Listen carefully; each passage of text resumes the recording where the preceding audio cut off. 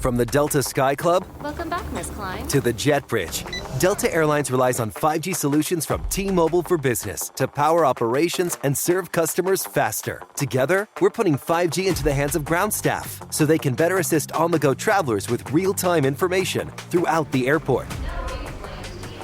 This is elevating customer experience. This is Delta Airlines with T-Mobile for Business. Take your business further at T-Mobile.com/now.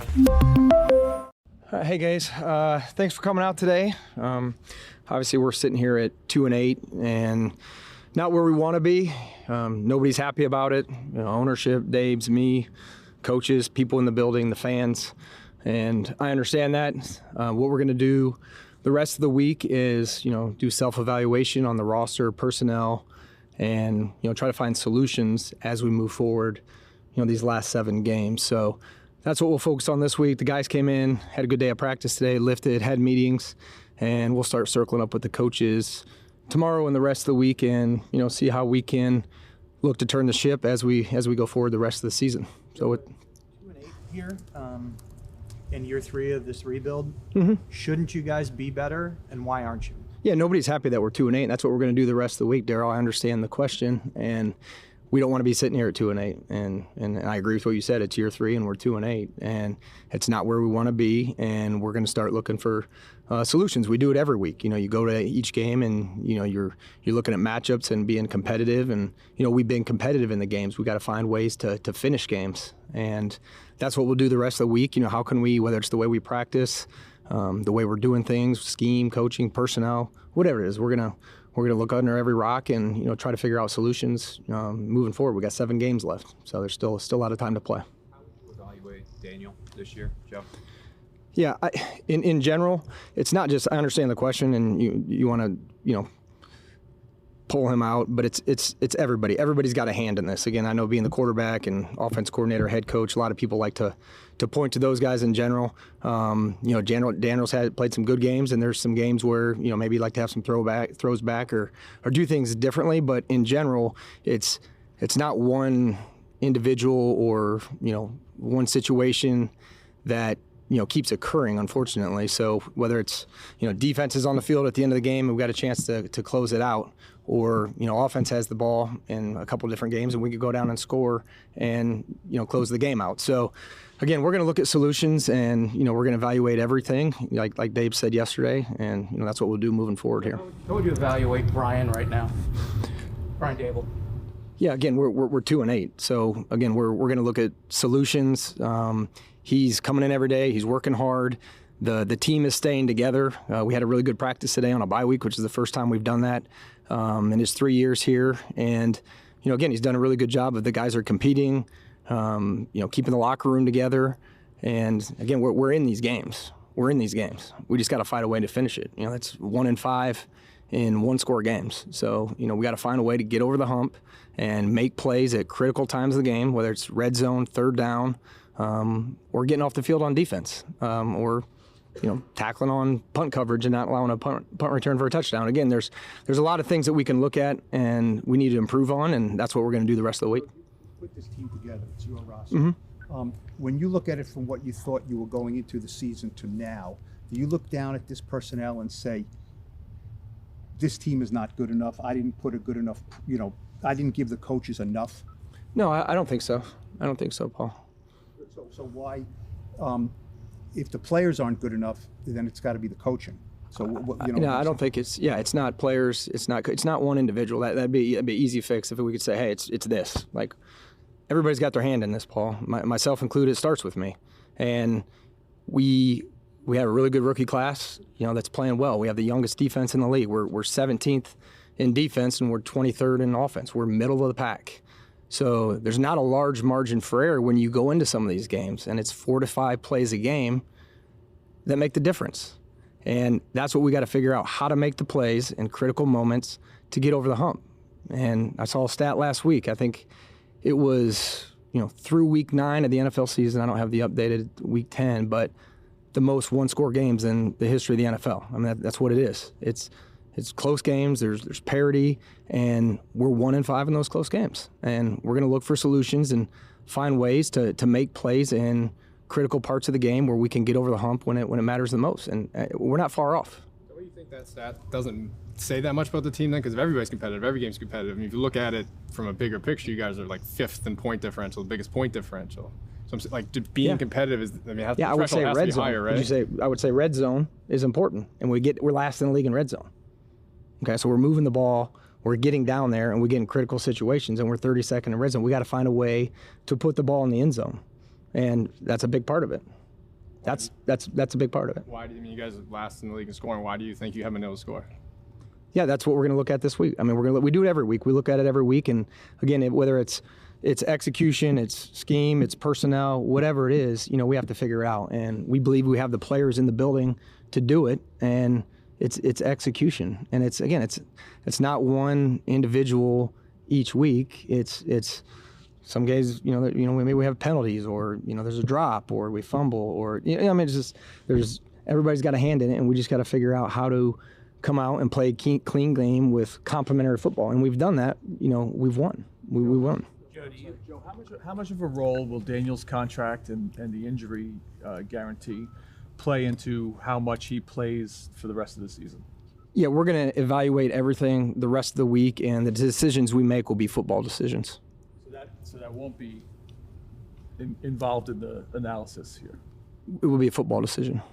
And any decisions we make moving forward as we evaluate the roster and what we're doing for the final 7 games will be football decisions. Joe, how do you see Daniel specifically, his long-term future with the franchise? We have 7 games left in this season, and that's what we're focused on. I'm focused on 2024 and how we can get better these final 7 games. And again, we have 19 of 22 starters are under contract for next year. I believe it's 41 players on the 53. So there is a young nucleus of players here and some veterans that are going to be together, and we're in a position where we have some continuity. So again, as this team grows together, it's important over these final 7 weeks that, a lot of these guys are going to be together again next year. And we're finally in a position where there will be some continuity year over year. And, it's important that we find ways to win games, specifically those ones I spoke about earlier when it's close. And that's part of changing the culture and expecting to win. You don't want it to be here we go again. And some of that's a mindset that we're still trying to develop. And we do have a young team. We have the youngest defense in the league. We have, Theo, Tracy, Neighbor, some young guys on offense that they're playing major roles for us and contributing. And it's important for them to grow and learn how to win games as well. Did Drew or Tommy get any snaps with the first team today? Like, are you turning it into a competition with Daniel at this point? Yeah, it wasn't the typical practice, Pat. So no, it wasn't. There was no first team reps.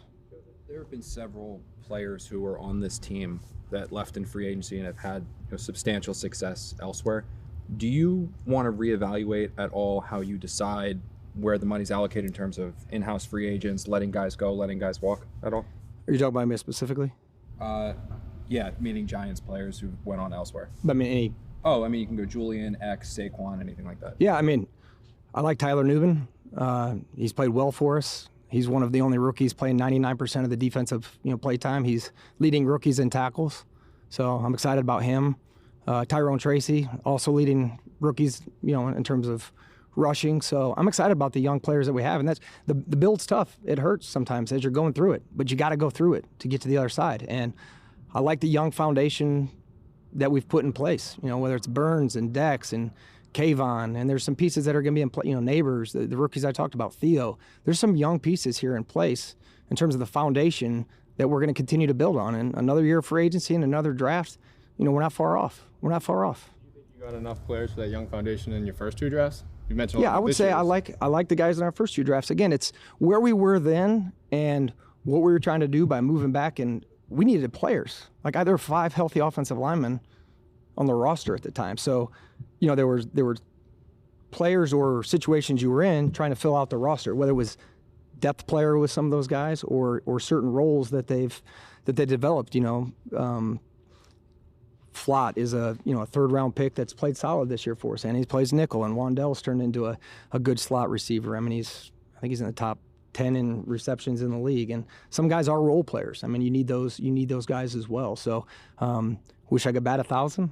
You always want to do that, but again, I believe in the people in the building. I believe in our process. I I believe in the research that we do, the work we're doing. I think, you saw the results this last offseason with the draft that we had, and I look forward to, continuing to hopefully have some drafts that compare to this one. You should believe in the process. As an outsider who's not in the building, why should they believe in the process? Because the results obviously aren't what anyone wants. Yeah, and nobody's happy that we're 2-8. I don't disagree with you, but I believe in the process, and again, I believe where we're going. And again, building it sometimes it hurts and it's painful and it's hard to go through it, but we're going in the right direction. Joe, do you think because you mentioned how painful it is for a rebuild, because you won 9 games in your first year, you guys won a playoff game, I don't know if you changed the approach for year 2, or do you think that the rebuild now is viewed differently because of maybe moves you made coming off of year 1 versus maybe having the last 2 years as your first 2 years? Yeah, I thought a lot about that, Art, and there's probably truth to that. You come off a winning season, some of the issues were maybe masked, or you were blinded a little bit by it, because of the success. And then once we extended Daniel, you try to accelerate it because the way that contract was structured, and you got to make mistakes too. I wish I came into this job and I didn't make any mistakes. And I think anybody that is anybody in their job, you as a writer, I'm sure you're better your third year or fourth year than you were the first year. And there were some parts of the process when I evaluated it that maybe were overlooked, or I could have done a better job in the evaluation process or player procurement process, and that's part of growth. I did make some mistakes or some decisions I wish I'd have back, but I like the direction we're going. I like my team. I like my strategy. The groups that help me in research and strategy, my scouting department. We've got a good coaching staff, and I truly believe we're heading in the right direction. Joe, do you worry about alienating players in the locker room with moves like cutting Nick McLeod, a starter on the team midseason, or even going back to the way Saquon was handled? Do you worry about alienating players in that regard? No. Is that we've had active roster play. Boogie Basham, Whitley. We've got guys that were on the active roster that are now on the practice squad. So I don't know how that annihilates anybody or. Some players don't understand the rationale behind a move like that, right? It's a starter. It's a guy who brings obvious value. You have players and coaches on the record saying, yeah, I don't know. He was valuable to our team. So right. I'm just saying, as a general manager, when you're making a hard decision that you believe is right for certain reasons, do you think you risk losing the players in the team because they don't see the rationale behind it? No, and again, no matter what decision I make, there's going to be popular and it's going to be unpopular. That's the nature of the beast. And not everybody's going to agree with everything I do. And there's going to be a lot of people that disagree and agree. So it's the nature of the business. You got to get comfortable with making the decision. And that was early on in this. That was hard to do. When you have to make those difficult decisions, you always think about the locker room. You think about the impact down there. And you also want to do what's best for the organization. So you take all that into account, and I'm close with these guys too. I'm close with the players, and it stinks sometimes when you have to cut them. I don't want to do that, and they have lives and families, and we're around these guys a lot, and you get to know them. So I've got a good relationship with our leadership group in the locker room, and if they have questions, they know they can come and ask me, or I keep them abreast if something's coming up or coming down the pipe where we may have to make a move, and I consult with some of those guys sometimes. You mentioned another year free agency, another draft. Do you expect to be back here, especially if this team doesn't win some games down the stretch? Yes. Do you expect to be back? Mm-hmm. Have you been told you definitely will be back? I communicate with ownership all the time. I know Dave's talks about that continuously each time these questions come up. And we have a really good relationship with ownership, and we communicate constantly with them. And, there's confidence in the plan and where we're headed. Joe, you mentioned when Dan asked about the draft, you rattled off a lot of guys. I don't think Deonte Banks' name came up. You guys have obviously invested a lot in him, entrusted him to be your number one cornerback. Mm-hmm. There's been a lot of effort concerns with Deonte Banks. How head-scratching is that to you, and how do you look at him as a piece moving forward? Yeah, there was one effort question on the play against Philadelphia, and all right, with two, that's a hard play. Dak threw a good ball. It was inside. Safety took a bad angle. Again, I hear you, though. I understand the question. Tay's a young player. We did invest a high draft pick in a first-round pick as a corner. Played well a year ago, changed the scheme, and, again, we're the youngest defense in the league. It's not just Tay that would like to have some plays back. There's other people but, like, we're not giving up on Tay. He's got the physical traits. He's shown the ability to match the top receivers on other teams, and corner's a tough position to play. You're moving backwards, and you're going against some of the greatest athletes in the world that are moving forward, and there's balls that are going to be caught on you, and he's been in really good position, on some of them. So we're not going to give up on Tay. He works hard, he wants it, and I still believe he's got a bright future. But when you look back at just this offseason, do you wish you did anything differently addressing the quarterback position? I mean, I would say specifically Russell Wilson obviously was in here and not pursuing him more aggressively, or just in general, anything you wish you would have done differently? I mean, you're talking specifically on the quarterback position? Specifically on the quarterback, yeah. Yeah, I mean, no. So where you're at with the quarterback, you think this is the best that could have been this season? With the options that were available? Yeah, like yes. Russell Wilson. I mean, when people are free agents and you go through the process, you do what you do. If it's a good fit, then sometimes they come. If they're not, you can't make them. So, again, you go through the process of free agency, whether it's any position, and that's how free agency works. And players decide where they want to go and what they want to do. But some of that stuff's out of your control. That repeatedly that you think you're close, and you've stressed that you're a young team, and a lot of these guys are going to be back next year. Yep. So I would assume, two-part question. You assume that next year with some seasoning and some different players, this team can make a pretty decent leap forward? Yeah, I really do. I do. Which and that's defined by what? Yeah, we'll get into 2025 when we get there. I mean, I don't know what that looks like right now. We're focused on these last 7 games, but I do like where we are from a continuity standpoint, and I think that's important.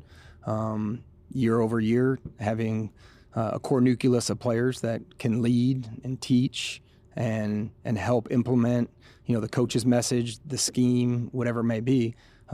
Constant turnover and new players every year. That's tough, and the goal all along was to build something that's sustainable. And to do that, it takes time. And based on resources that you have, again, it's painful going through it, but I think where we are right now and where we're heading, yes, there should be. And I know you're not talking about 2025, but if that is all true about the nucleus and things like that, if you add in a new quarterback who might be a young quarterback, does that kind of change the timeline? Because now deal with a young quarterback. Now you need time to get him up to speed. I mean, I don't. Depends who the player. I mean, you can look around the league where that's happened based on where different timelines. I mean, it's hard to say. I mean, maybe look at Houston. They dropped the rookie quarterback into that roster, and he had success that rookie year. But I mean, there's a rookie at that position is there's going to be growing pains, and with any position, these kids are young, and we were talking about it today with some of the injury report, and it's 10 games in for these college kids. A lot of times that's it. We still got 7 games. We got a long way to go. So, talking to those guys about, being pros and how long the season is and taking advantage of the off season. So, to answer your question, yeah, I mean, you got 4 or 5 offensive linemen coming back. You got Malik Neighbors, Wandale Robinson, Hyatt.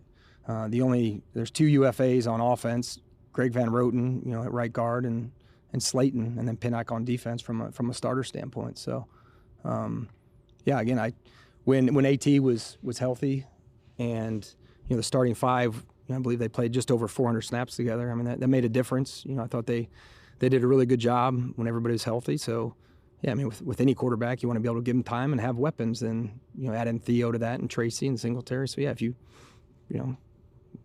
hypothetically, Joe, one closing the gap within the division. I feel like, from the outside looking in, it feels like, trade deadline wise, you maybe could have gotten something for him or Aziz. That's, kind of what it seemed like on the outside. What was your trade deadline philosophy, and are you close to, maybe a deal with them or anything like that? Yeah, trade philosophy is the same as it's been in the past. Like we listen if people call, and if there's any players that we catch word of that may be available around the league, and it makes sense for our roster, then we're going to look into it. So yeah, no different than it was in the past. Closing the gap within the division has been a talking point over the last couple of years. How would you assess where you guys stand currently with that? Yeah, we're 2-8. We're not good enough. Not good enough, and we got to get better at that. Joe, for sure. Sorry, Joe. One of the roster decisions that's talked about often is the off-season plan to go into the season with Josh Azudu as your backup left tackle, knowing Andrew Thomas has an injury history. Is that a decision you would like to have redone in hindsight, and why did you feel confident in that when the plug was pulled after one start? Basically? Yeah, I think going into the season, we didn't know Evan wasn't going to be available, and we knew Illuminor has versatility. He's played 4 spots on the offensive line, so that wasn't necessarily the plan. We knew that Illuminor could play either or, and it would give you optionality if Evan was healthy, and unfortunately he wasn't healthy till the start of the year and missed the majority of camp. So we knew we had options. Josh Azudu's in there working hard. Carm's a really good coach, has confidence in Jermaine, and we're going to continue to develop Josh. He's got position flex at guard and tackle, which is important for this league. So, again, Josh started off a little slow in the Philly game, and then I thought he settled in well. And again, we're going to keep working with him, and see how he continues to progress under Carm. Joe, you mentioned Evan Neal. I know it's only one game, but what did you see from Evan, and is there confidence now that maybe you didn't have a couple weeks ago that maybe he has an opportunity here to kind of get to a level where maybe he hasn't shown yet in the league? Yeah, Evan played well the other day. Yeah, a lot of energy. He's had that in practice the last few weeks, and he's been practicing well. He transitioned that to the game, and it's hard. It's hard when you're the number 7 pick in the draft and you're not playing, and he's practicing at a high level. But Jermaine was playing well too, so took some time for us to make the move. And what I like about it is when his number was called, he was ready. And again, he went out and he played well and played with energy and was really good in the run game, was solid in the pass game. And I'm happy for him because I know it's been hard for him, being injured and not being able to play and wanting to play. So I thought he did a good job the other night. Just as a follow-up, Evan Neal has gotten a lot of attention. He's your second draft pick, one of the first rounders. Has it been hard for you to strike that balance? The idea of, if he gets in there and plays well, looks better for you and the front office and obviously for the team. But if he doesn't play, that's a strike against your first draft here. I mean, how important is that one specific spot to what you guys are trying to build here as a foundation? Yeah, it's important. Again, a premium pick like that, you always want to bat 1,000. And again, he's been injured, and again, we're looking forward with him and trying to build off the last game. So yeah, it's important that he could come in and contribute for us, and again, just to help us win. That's what we're looking for. Whoever the best 5 are right now, we want them out there so we can go out and produce. And again, I'm rooting for Evan. He's done everything the right way since he's been back on the grass, and it paid off the other night. And he played well. You mentioned mistakes that you made after that first season. What specifically are you referring to? What would you do differently? differently? I'm not going to get into specifics on mistakes, but my perceived, nobody's going to be harder on the decision-making process or on me than me, and that's what keeps you up at night. Like you're always evaluating your decision-making, what went right in the process, what went wrong. But you can't put it back, and maybe you have a bad game plan one week and you can go get it the next week. Like for us, these decisions, aren't quick fixes, and they can be impactful either way. So again, a lot of confidence in my staff and our process, and again, where we're heading. The biggest decision of that offseason was extending Daniels. I mean, you're referring to that? That's what I'm getting at. 'Cause that's what people are going to say on the outside. That's what seemed like the biggest. This past offseason? No, when he got the extension. I mean, we also extended AT. We extended Dex. Stakes, though, right? No, again, and we'll see how it plays out. But yeah, again, you take the information you have, and there's a lot of good people in the building, a lot of smart people that know football. And you take the information you have and you add in analytics, the person, the structure that they're within, and can they be successful in our program with what we have, and what's our plan, how to utilize not just Daniel, but whatever individual it is, and what's the plan for success. And you let it play out. Joe, just to clarify on the quarterback position with Daniel on the decision, will the quarterback that you start coming out of the bye, will the decision be based on what gives you the best chance to win that day's game? Is that what the football decision means? Yeah, we're going to evaluate it the rest of the week, and the decisions we make will be football decisions. Is it intended to give your team the best chance to win? Is that that's what we're here to do. Yeah, we're going to do the best football decision for us to win games. Joe, you keep saying, Joe, that how would you evaluate Daniel this season?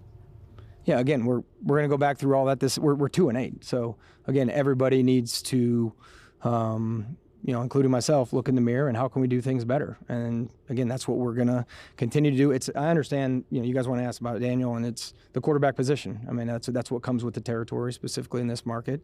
And again, it's not all on one person. It's not all on one person. You keep saying you're not far off. People are going to look at this and say the team is 2-8. Mm-hmm. You were able to finish 4-3 last year without even your starting quarterback, and they're going to say this team looks like it's worse in year 3 than it was in year 2. So how can you say you're not far off? Yeah, the results have not been what we wanted to be. I don't want to be sitting up here at 2-8. Like that's not what we want, and nobody's happy about it.